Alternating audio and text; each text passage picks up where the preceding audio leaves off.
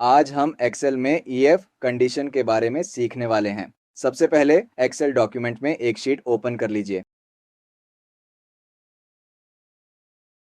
मैंने यहाँ EF condition का फॉर्मूला पहले से दिया हुआ है। ईएफ फंक्शन में तीन मुख्य भाग होते हैं। पहला लॉजिक कॉमा, दूसरा ट्रू वैल्यू सही होने पर क्या दिखाना है, और तीसरा फॉल्स वैल्यू गलत होने पर क्या दिखाना है। यहाँ आप एक सैंपल टेबल देख सकते हैं जिसमें हम ईएफ कंडीशन को लागू करेंगे। सबसे पहले इक्वल सिंबल का चिन्ह लगाएं, फिर लिखें ईएफ और अपने कीबोर्ड में टैब दबाएं।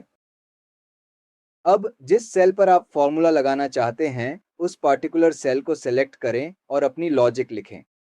उदाहरण के लिए, अगर अंक 90 से ज्यादा या बराबर greater than equal to 90 comma है तो हम ट्रू वैल्यू देंगे। उसके बाद कॉमा लगाए, फिर फॉल्स वैल्यू लिखें। फॉर्मूला पूरा करने के बाद एंटर दबाएं। एक महत्वपूर्ण बात, ट्रू वैल्यू और फॉल्स वैल्यू हमेशा डबल कोट के अंदर लिखें।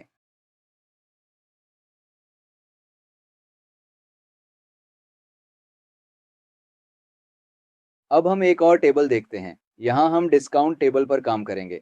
सबसे पहले जिस सेल में डिस्काउंट निकालना है वहाँ इक्वल सिंबल का साइन लगाएं, फिर लिखें एफआई और कीबोर्ड में टैब दबाएं। अब अपनी लॉजिक लिखें। टोटल अमाउंट वाली सेल को सिलेक्ट करें और कंडीशन दें। अगर total amount greater than equal to 8,000 रुपये है तो कॉमा लगाएं और ट्रू वैल्यू दें। फिर से टोटल अमाउंट वाली सेल को सिलेक्ट करें और उसका 10% डिस्काउंट निकालें, यानी टोटल अमाउंट 10%। अब फिर से कॉमा लगाएं और फॉल्स वैल्यू दें। अगर टोटल अमाउंट 1,000 रुपये से कम है तो 10% डिस्काउंट लागू नहीं होगा, इसलिए यहाँ 0 लिखें। अब एंटर दबाएं। आप देखेंगे कि जहाँ अमाउंट 1000 या उससे ज़्यादा है वहाँ 10% डिस्काउंट दिखेगा, और जहाँ 1000 से कम है वहाँ 0 दिखाई देगा। अब नेट अमाउंट निकालने के लिए आप बेसिक सम फॉर्मूला का उपयोग कर सकते हैं। टोटल अमाउंट में से डिस्काउंट को घटा दें। एंटर दबाते ही आप फाइनल वैल्यू देख सकते हैं। इसी तरह हम एक्सेल में एफआई कंडीशन का उपयोग करके डिस्काउंट और नेट अमाउंट आसानी से निकाल सकते हैं। Thank you.